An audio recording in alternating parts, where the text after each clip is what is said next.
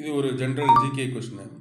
பல்வேறு நடவடிக்கைகள் மூலம் போதைப்பொருள் துஷ்பிரயோகம் மற்றும் விழிப்புணர்வு மக்களிடம் சென்றடைய ஏற்படுத்தப்பட்ட திட்டம் என்ன? நாஷா முக்த் பாரத் அபியான் அப்படிங்கிற திட்டம். நல்லா ஞாபகம் வச்சுங்க. நாஷா முக்த் பாரத் அபியான் அப்படிங்கிற திட்டம் 2020 சரிங்களா, ஆகஸ்ட் 15 நம்ம சுதந்திர தினத்தன்னைக்கு என்ன செஞ்சு ஆரம்பித்தோம்.